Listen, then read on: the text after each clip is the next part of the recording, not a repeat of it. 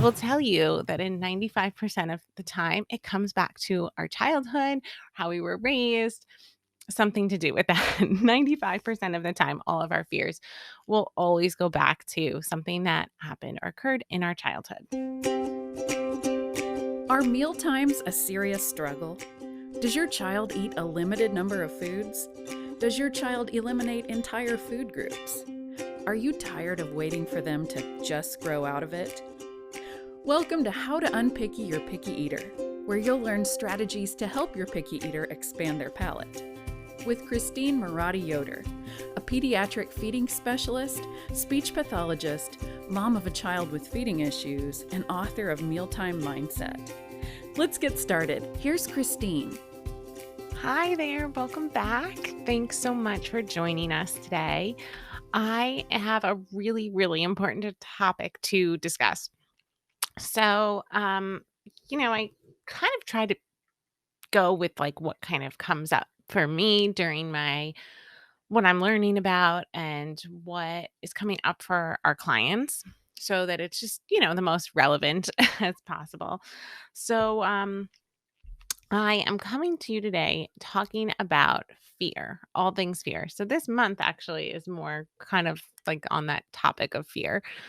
Um, and this episode specifically is more going to focus on our fears as parents. But I will do an episode next week on like actual like fears that our kids have about food. Um, so stick with me on this one. Now, a lot of our parents um, really think initially starting out like, my kid has this problem. This is their issue, right? But it wouldn't be something that we even noticed if it wasn't bringing up some sort of fear for ourselves. So, what do I mean by that? Well, what underlying fears do we have around meal times? There is definitely at least one, if not more. Um, I want you to think like, does your child not eating, does that, mean that I'm not doing a good job as a parent? Like, is that a fear? I'm not being a good enough parent. I'm not providing for them.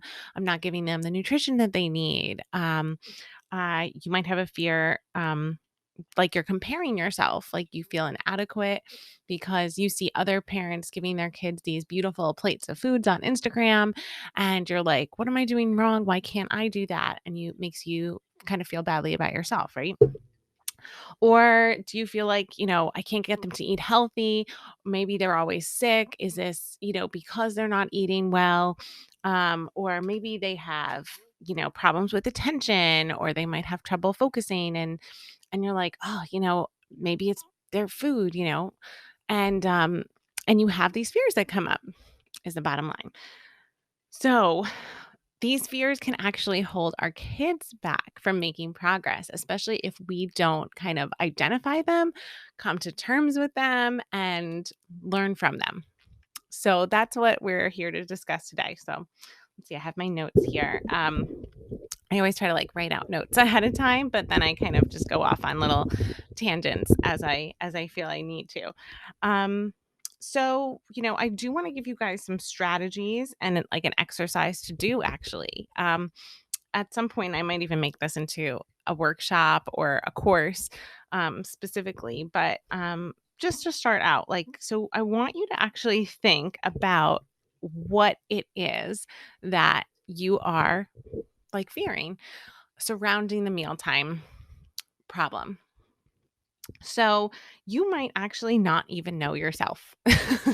Just like our kids don't really even know why they're scared of food or scared to try something, right? They can't explain it. And oftentimes we can't explain why we're nervous about it either. What I want you to know though is that this fear does create resistance around seeing that goal come to fruition. So I want you to ask yourself, what is it that I'm nervous about? And, if you're like a little uncertain, what I did was I actually made like a little list for like myself. So, for example, like Um, like what is the first thing that comes to your mind? For me, it's, if he doesn't eat healthy foods, he won't get the nutrients he needs to learn and grow. Um, and well, one, you could always ask yourself, is this true or is this a lie? Right? Because I know that I do, and I have given him supplements and continue. And so it's not like he can't ever get what he needs to learn and grow, because I can give him supplements when he doesn't have a full complete meal, right? So I know that that's a lie, but I want to go deeper. So what I'm going to tell you to do is just keep asking why until you can't go any further. So for me, it was, well, why? Okay, so I'm afraid without the right nutrients, he won't make progress, or maybe he won't sleep well, or he won't stay healthy. Okay, go deeper. Why? Well, I'm afraid, for me personally, maybe he'll always have these sensory sensitivities, and why? Because I don't want kids to make fun of them or leave him out or think he's weird, right? And I hear this come up with parents a lot. They're like, they can't go to like birthday parties and be like all the other kids and eat pizza and ice cream because they're like afraid to. Um, we can't go out to restaurants. We can't go to on vacation. And it's for me, what I'm hearing, that to me sounds like fear of, you don't want, them to be left out. You don't want them to be made fun of. You don't want people to think that they're weird or strange because their eating is an issue, right?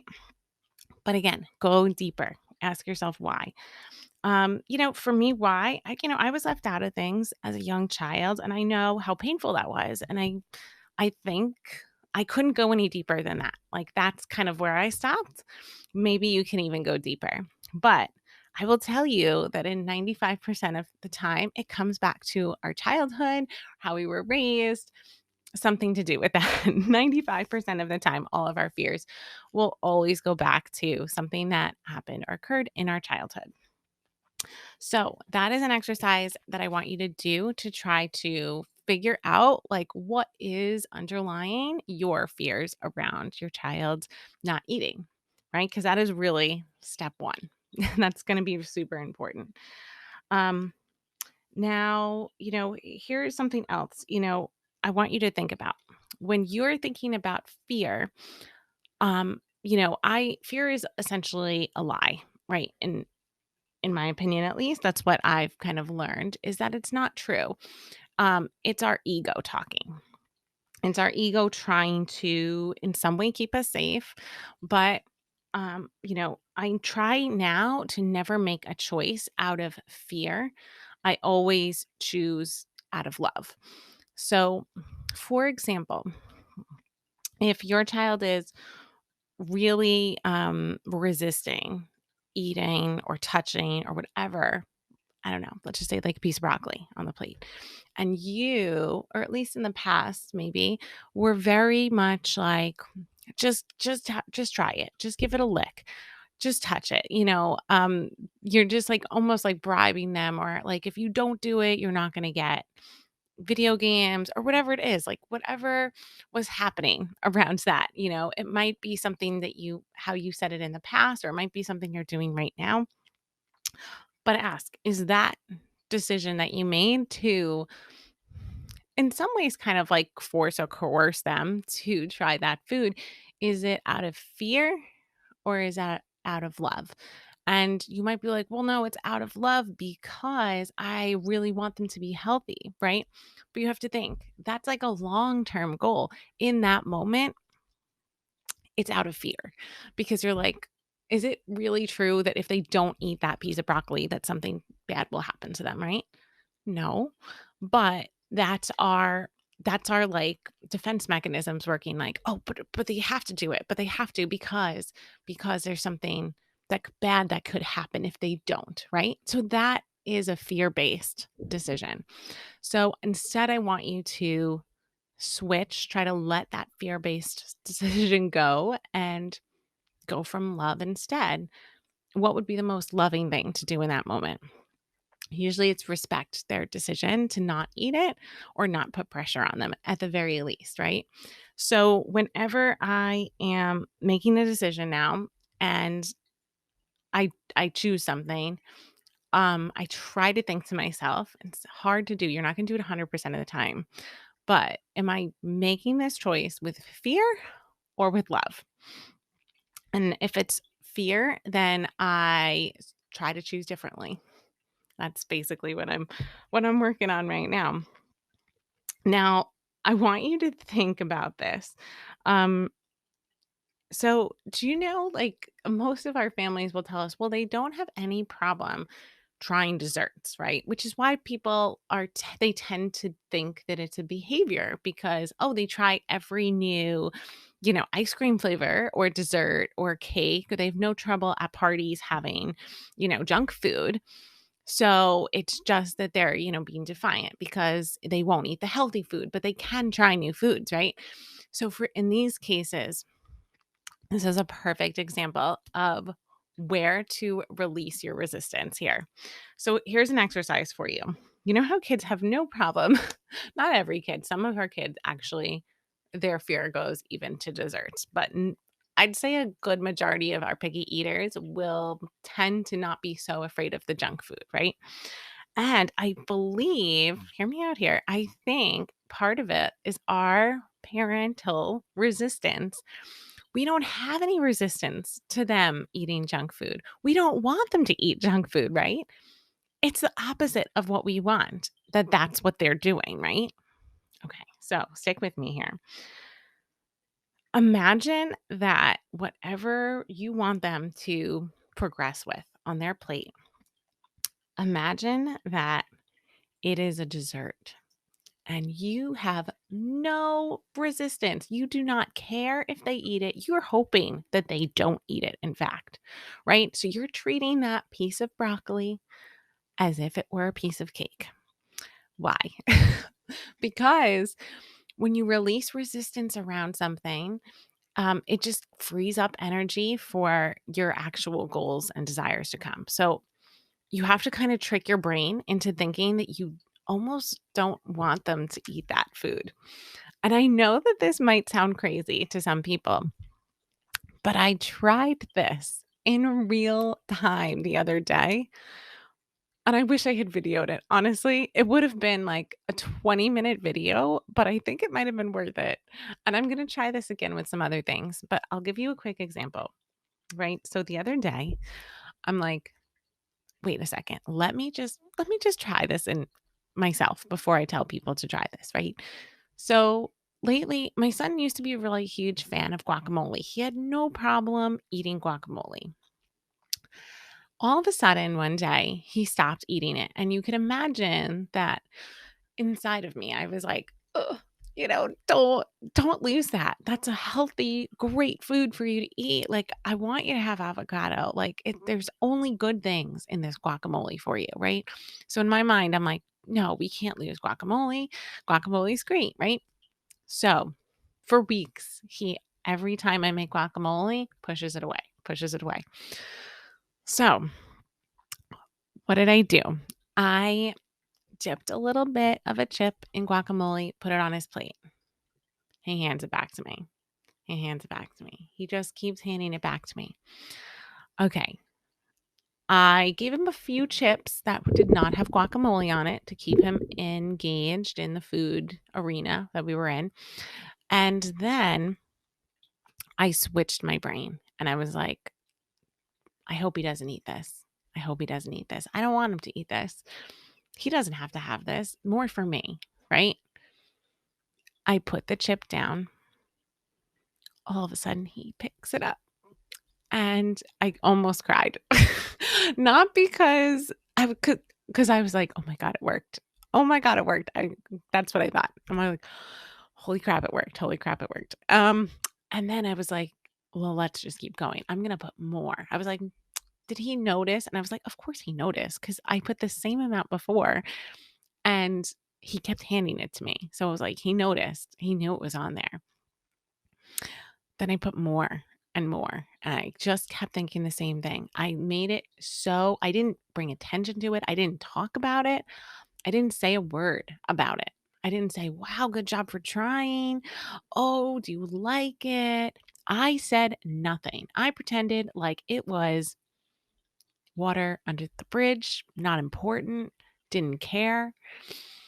So I put more and more on until there's like a big like pile up of guacamole on the chip and the plate and the bowl of guacamole was gone. I'll tell you, I ate most of the guacamole, right? Because leading up to it, I mean, I love it and I was eating it.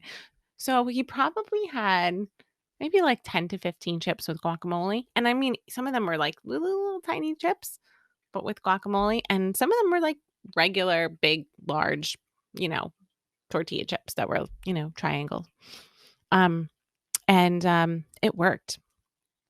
It worked. And at the end, here's the kicker. He even told me, wow, that's delicious. I was like, oh, that's nice. I think so too. That's all I said. That's all I said about the guacamole the whole time. And I really think it's because I released that like energy around that food. It's almost like my energy put up a wall around him being receptive to even trying it. Like I was almost pushing him away with my energy because I was trying to hold on to it, right? So much. And I was like, maybe today's the day. And I would try the guacamole and he'd refuse. And I would get like, like it just like die a little inside because I really wanted him to do that, right? So I released that want. I released it and I was like, you know what? I don't want him to have it. Okay. So I'm telling you, it worked. And I think it might work for you too. But you have to honestly release that resistance. You have to actually feel in your being that you don't care if they have it or not. And if you do care, even a little bit, it's not going to totally work. And I've been working on that skill in general, that letting go for a while now. It's taken me a few months to have that feeling about something. It's hard for me to do that, right? So that's me personally working on my self improvement stuff. So this might not come super easy to you, but every time you practice and try, you'll get a little bit better at it, a little bit better at it. Um, so give it a whirl. Give it a whirl. You have nothing to lose from trying this. It doesn't cost you a thing. And it's exercise in kind of mind self-control on your part, right? So you're only going to improve yourself by trying this out. So the goal is to replace the feeling you have for them trying junk food with an actual healthy food, right? Like, so your goal is you're going to treat that healthy food in your mind. It is now junk food and you do not care or want them to even eat it. Okay. Please try this. Tell me what happens. But you have to feel it in your heart and soul that you truly do not want them to eat it. And that will be very hard if you have built up a lot of feelings around food of they have to have it. I really need them to eat it. They have to eat this. The more you do that, I think the further away they go. So please try this strategy. Um and you know, I'm really interested to hear how it all goes. I find this practice very, very helpful. If you know or have read anything about the law of attraction, which is what I teach in my manifesting course about how to manifest money to get your child the help that they need, monetarily and actually just drawing to you the right professionals. Um, but that's what I've learned is that when you try to hold on to something so tightly and you're like, oh, it has to be this way, or it has to, we it has to be this food, or it has to, happen in a certain time frame, that creates resistance around something. And when there's resistance, it's like there's a big brick wall in front of you and your goal. So to release the wall, to break down the wall, to release the resistance, we have to let go of our own thoughts and beliefs about how something is supposed to turn out. And just starting with one step at a time, one thought at a time, you can change your reality one thought at a time. I know it because I've done it myself, and millions of people all over the world have also used all of these strategies and techniques as well. But I was like, how can I apply it to food? And I did it. So I was so excited to share that with you, and I'm really interested to see how it goes for you guys. So definitely let me know in the comments. Feel free to send a DM on Instagram or send us an email at hello@foodologyfeeding.com. Don't forget, we have tons of resources. We are adding more and more resources. This month, we're going to be, I think, hopefully at the end of this month, doing a free 3-day workshop. There are free webinars online. There are there's freebies you can download. And of course, this podcast is free too. I'd really appreciate if you could rate, review, and subscribe so that people can find our podcast and get help that they need. And and be sure to check out our newest YouTube channel, which has all of the podcast episodes, plus lots more short little videos as well. Starting to put out some of our recipes, things that I make at home to get more nutrients into all of the members of our family. Thanks again for joining, and I'll see you next week. Thank you for listening to How to Unpicky Your Picky Eater. To learn more about achieving your child's feeding goals, check out Christine's website at foodologyfeeding.com. And be sure to tune in next time to How to Unpicky Your Picky Eater.